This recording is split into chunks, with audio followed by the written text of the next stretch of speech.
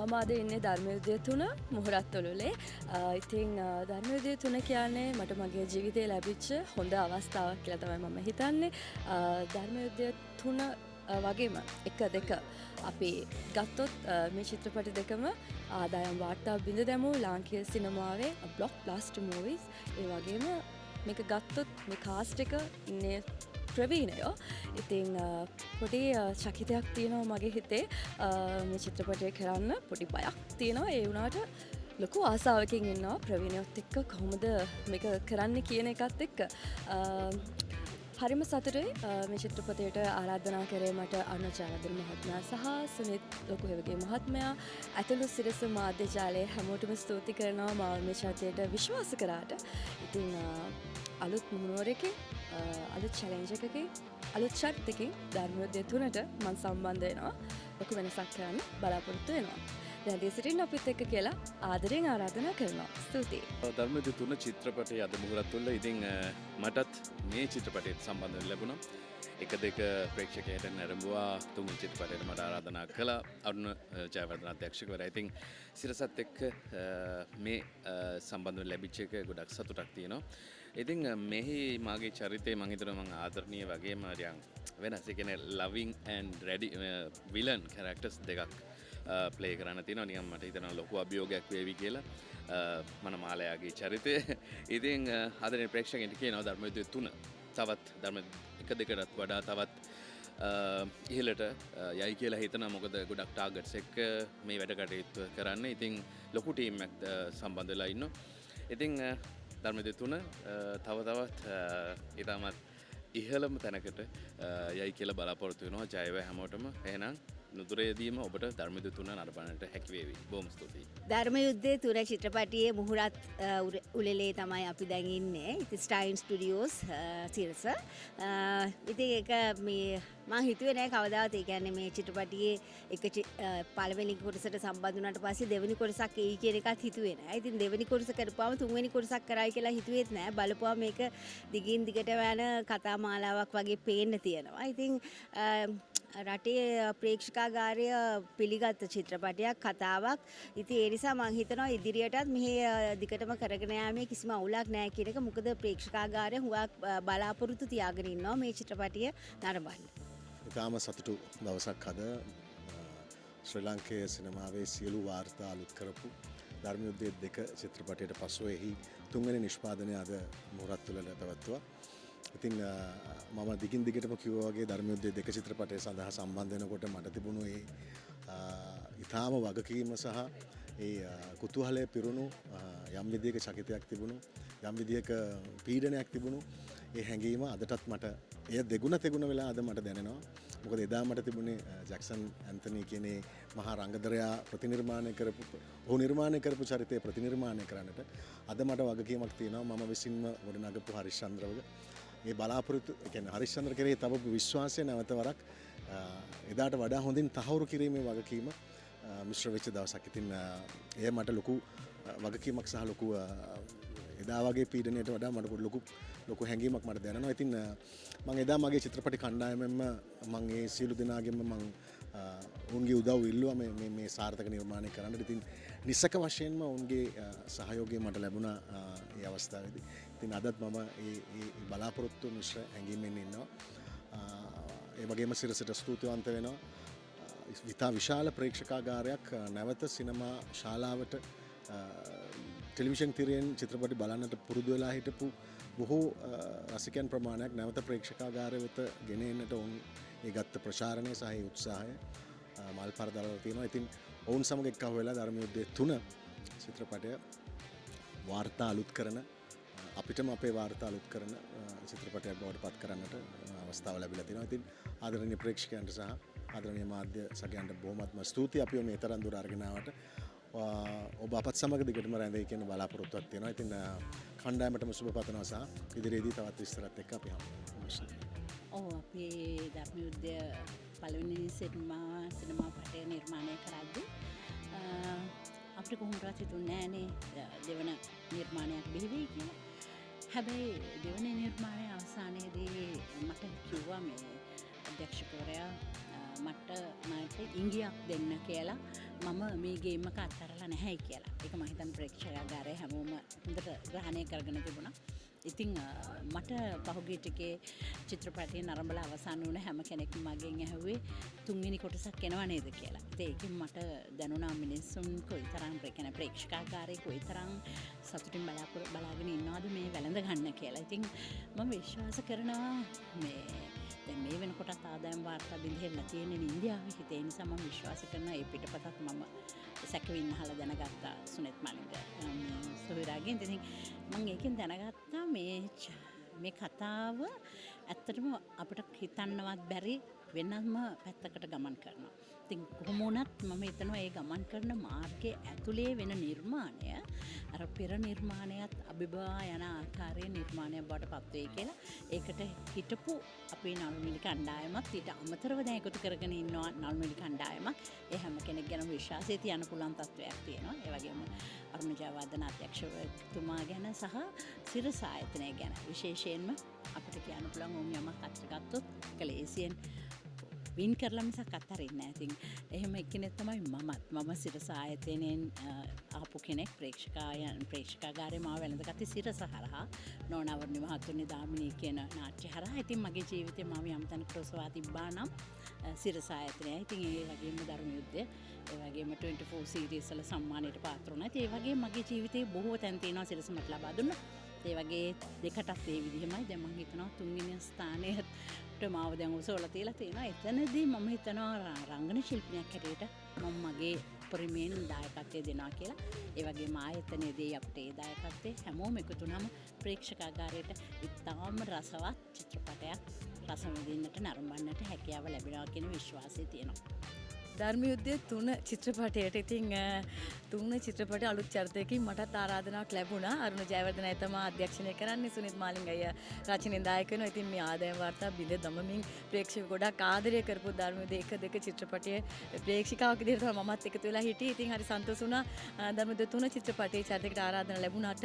ඉතින් මේ හරිස්චන්ද්‍ර පවුලේ මේ නීතිඥතුමිය තමයි මම.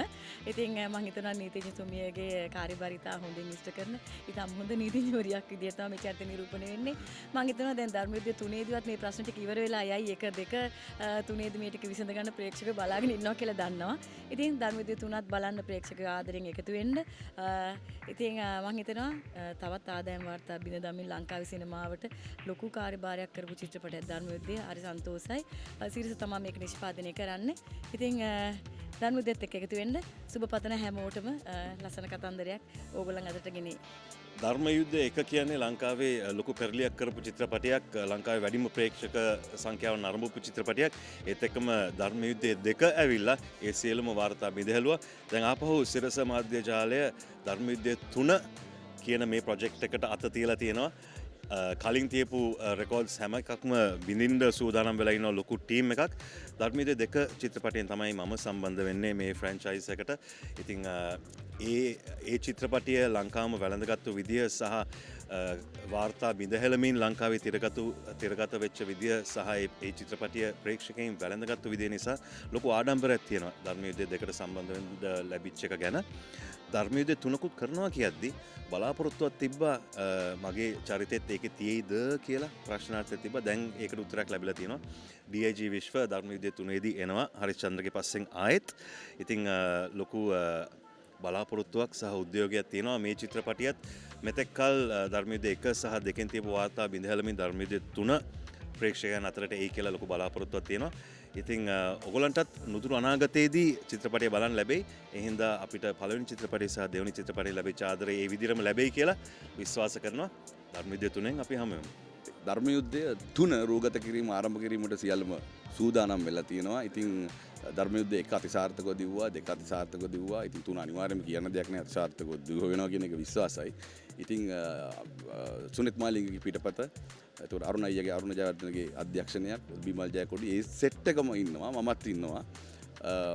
අපි කැපෙලා ඉන්න ඔබට ලස්සන සිනමා කෘතියක් ගෙනීම සඳහා ඉවර වෙච්ච ගමන් ඔබේ ළඟම හෝල් එකට ඇවිල්ලා ධර්ම යුද්ධයේ 3 ආතල් එකක් ගන්න කියලා ආදරෙන් ඉල්ලා සිටිනවා. බොහොම ස්තුතියි. මම හර්ෂිකා රත්නායක. ඉතින් අද දවසේ සම්බන්ධ වුණේ ධර්ම යුද්ධය 3 අලුත් චිත්‍රපටයේ නිෂ්පාදන කටයුතු සඳහා මුහුරත්තුලෙලට. ඉතින් හරිම සතුටු දවසක්. මම ධර්ම යුද්ධ 2 හිටියේ ඇත්තටම හරිම චූටි චරිතයක්, සමහරට මතකත් නැතුව ඇති. මේ සයිකියාට්‍රික් එහෙම නැත්නම් මනෝපදේශනතුමිය හැටියට තමයි ඒකේ බොහොම චූටි චරිතයක් තිබුණේ. නමුත් මං හිතන්නේ මට අරුණ කියපු විදිහට සහ මං දෘශ්‍යම් 3 බැලුවා. මේකේ ටිකක් ඊට වඩා ඩිවෙලොප් වෙලා තියෙනවා. කැරක්ටර් එක ඉස්සරහට ටිකක් ලොකු චරිතයක් හැටියට එනවා. ඉතින් හරි සතුටුයි සම්බන්ධ වීමට ලැබීම සහ අරුණ කියන්නේ හරිම පහසුවෙන් වැඩ කරන්න පුළුවන් ඩිරෙක්ටර් කෙනෙක්. ඉතින් එයත් එක්ක තව වැඩකට සම්බන්ධ වීමට ලැබීම හරි සතුටක්. ඒ වගේම චන්න හරිම දක්ෂයි යාගේ වැඩේට. ඉතින් ඒ ඇතුළු අපේ විමල් අයියා, දිල්හාරි අක්ක, කුසුමක් ඇතුළු සියලුම රංගන ශිල්පීන් අපි සියලු දෙනා සූදානම් වෙලා ඉන්නවා ඔබට හොඳ නිෂ්පාදනයක් ලබා දෙන්න. ඉතින් එන්න මේක කරලා ඉවරුනහම ඇවිල්ලා චිත්‍රපටශාලාවට ඇවිල්ලා බලන්න. ඔබ එහෙම ඇවිල්ලා බැලුවොත් තමයි අපි මේ දාන එෆර්ට් එකට අනිත් පැත්තට සතුටක් හම්බ වෙන්නේ. ඉතින් ස්තුතියි. ධර්ම යුද්ධය 1 චිත්‍රපටයේ ඇත්තටම සාර්ථක මනුෂ්‍ය මම කිව්වට මේ ආඩම්බරින් නෙමෙයි කියන්නේ. සිග්නීස්, දෙරණ, සරසවි, ජනාධිපති සැලුම සම්මාන පහේම හොඳම සහාය නළුව හැටියට මම සම්මාන ගත්තේ ධර්ම යුද්ධයෙන්. මම දන්නේ 2 දැන් ඉස්සරහට මම දන්නේ නැහැ. ඉතින් මේ දැන් 3 ඇවිල්ලා තියෙනවා. ඉතින් මං හිතනවා මගේ රංගනේ ඊටම මම සාමාන්‍යයෙන් ඒ චිත්‍රපටි බලන්නේ නැතුව ඒ රංගපාන්නේ. මම ශ්‍රී ලංකා පොලිස් කාර්යනේ මම රංගපානවා. මට මලයාලම් පොලිස් කාර්යය හරි තමිල් පොලිස් කාර්යය හරි උළුට ගියොත් මට හරි අමාරුයි. ඉතින් මේ මම ඉතින් ඊටම ආසාවෙන් කරපු චරිතය විමල් කියනක මම හිතන්නේ ඉතිහාසයේ මේක තියෙයි ආදරේ. ඉතින් මම මගේ ප්‍රේක්ෂකයන්ට කියන්නේ ඔයගොල්ලෝ 1 බැලුවා, දැන් 2 බැලුවා. මම දන්නවා 3 මීටත් වඩා සාර්ථක වේවි කියලා. 3ට අපි ධර්මයේ 3 වෙනුවෙන් තාම මහන්සිලා වැඩ කරනවා. මාතලේ යන්න වෙලා තිනවා. මට විශාල කාර්යයන් ගොඩක් කරන්න තියෙනවා. අරුණ ජයවර්ධන එක්ක වැඩ කරන්න හරිය ලේසියි. අධ්‍යක්ෂකතුමා එක්ක අනිත් ශිල්පීන් අපේ විමල්ලා, අපේ කුසුම් රේන්ලා, ඒගොල්ලෝ ඔක්කොමත් එක්ක අපි සාර්ථක නිර්මාණයක් කරලා පෙන්නනවා. ඔයගොල්ලෝ ඔක්කොම රසිකයෝ ටික අනිවාර්යෙන් කියන්නේ ශාලා පෙරලගෙන ඇවිල්ලා බලන්න කියලා මම ආරාධනා කරනවා. අපි ඊටාම් හොඳින් ඒකට ලෑස්තිලා ඉන්න. බොහොම ස්තුතියි. ධර්ම යුද්ධ චිත්‍රපටය කියලා කියන්නේ ඇත්තටම සිනමා ශාස්ත්‍රයේ විශාල පෙරලියක් ඇති කරපු චිත්‍රපටයක්. ඉතින් අර එදා පළවෙනි චිත්‍රපටයේ තිබ්බ ආදරයම චුට්ටක්වත් අඩු වෙන්නේ නැතුව තාම ප්‍රේක්ෂකයන්ගේ හිතවල ඒ විදිහටම තියෙනවා. ඉතින් ඒ කතා සංදර්භය අපි කියපු ඩයලොග්ස් පවා ප්‍රේක්ෂකයින්ට මතකයි. ධර්ම යුද්ධය කියලා කිව්වම මම හිතන්නේ ලංකාවේ බලපු නැති කෙනෙක් ඉන්නවා කියලා. හැම කෙනෙක්ම බලලා තියෙනවා. අඩුම තරමේ 3-4 පාරක්වත්. ඉතින් ඒ තරමටම එයාලගේ ජීවිතේ අමතක වෙන මතකයක් ඉතිරි කරපු චිත්‍රපටයක්. ඉතින් ඇත්තටම මං හිතුවේ නෑ ධර්ම යුද්ධය 3 වෙනි චිත්‍රපටිය මෙච්චර ඉක්මනට අපිට ප්‍රේක්ෂකයින්ට ගේන්න පුළුවන් වෙයි කියලා. මොකද තාම ධර්ම යුද්ධය දෙවෙනි චිත්‍රපටිය උණුසුමවත් ගිහින් නැහැ. ඉතින් මං හිතනවා ඇත්තටම මේක හොඳ දෙයක්. මොකද ඇත්තටම ඊට පස්සේ වෙන්නේ මොකද්ද කියලා ඔයාලා වගේම මාත් කුතුහලෙන් ඉන්නේ. ඉතින් ධර්ම යුද්ධය 3 වෙනි චිත්‍රපටියත් මං හිතනවා විශාල පෙරලියක් ඇති කරයි කියලා. ෆිල්ම් එක ඇතුළෙම ජීවත් වෙලා ඔයාලගේම හිතේ තිබ්බ කතාවමද ඇත්තටම ෆිල්ම් එකේ තියෙන කියලා ඔයාලටම බලන්න වෙනවා. ඉතින් ධර්ම යුද්ධය 3 වෙනි චිත්‍රපටයෙන් අපි හමු වෙමු. ස්තුතියි. අවුරුදු 100ක් පැරණි කතානාද සිනමාවට අවුරුදු 80ක් පැරණි යුගයක සිංහල සිනමාව ඉන්දියානු ආකෘතියත් එක්ක බද්ධ වෙලා ලාංකීය සිනමා කර්මාන්තයේ බිහි වෙලා ඒ යුග වෙනස් වෙලා ප්‍රේක්ෂකාගාරයේ සමහරක් කාලවලදී මේ අත්හැරලා ගිහිල්ලා සමහරක් කාලවලදී පිරීලා ඉතිරිලා ගිය යුග තිබුණා. ඒ යුග අතරදී ධර්ම යුද්ධය නැමැති මෙම කතාන්දරය සිනමා චිත්‍රපටියක් හැටියට බිහිවෙන්නේ මීට වසර කීපයකට පෙර. එය ඉතාමත්ම ශක්තිමත්ව ප්‍රේක්ෂකාගාරය වැළඳ ගත්තා. ඒකට හේතුව මොකද ඉන්දියානු සිනමාවේදී භූමි සහ මාතා කියන සංකල්පය තමයි තියෙන්නේ. එහිදී මාතා කිව්වම මාතෘත්වය එකතු වෙන පවුල සම්බන්ධ වෙනවා. මේ සිනමා පටයේදී මූලික වෙන්නේ පවුල කේන්ද්‍රගත වූ කතාන්දරයක්. දරුවන්ගේ ප්‍රේමය, දරුවන්ගේ ආදරය, සෙනෙහස, දයාව, නීතිය, අවනීතිය සහ එයත් එක්ක බද්ධ වෙච්ච වූ මෙම ගැටුම් සමූහය මෙම චිත්‍රපටයට පාදක වෙනවා. ඒ නිසාම ධර්මයුද්ධය 1 සාර්ථක වෙනවා, 2 ඊට වඩා සාර්ථක වෙනවා, 3 ඊටත් වඩා සාර්ථක වේ කියලා අප විශ්වාස කරනවා. ධර්මයුද්ධය 1දී මම ප්‍රේක්ෂකාගාරයේ ප්‍රේක්ෂකෙක්, ධර්මයුද්ධය 2දී ප්‍රේක්ෂකාගාරයේ ප්‍රේක්ෂකෙක්, ධර්මයුද්ධය 3දීත් සිනමා පටයට ආරාධනයක් ලැබෙනවා නිර්මාණයට සහභාගී වෙන්න කියලා. ඒ චරිතයේ දිගද පළලද උසද මහතද ලොකුද පොඩිද කියන එක නෙමෙයි වැදගත් උනේ. සිංහල සිනමාව වර්ණවත් කරන්නට, වර්ණවත් වූ සිනමා පටයකට සහභාගී වන්නට ලැබීම පිළිබඳව සිරස මාධ්‍ය ආයතනයට මගේ ස්තුතිය මේ අවස්ථාවේදී පුද කරන්න සතුටුයි. බොහොම ස්තුතියි.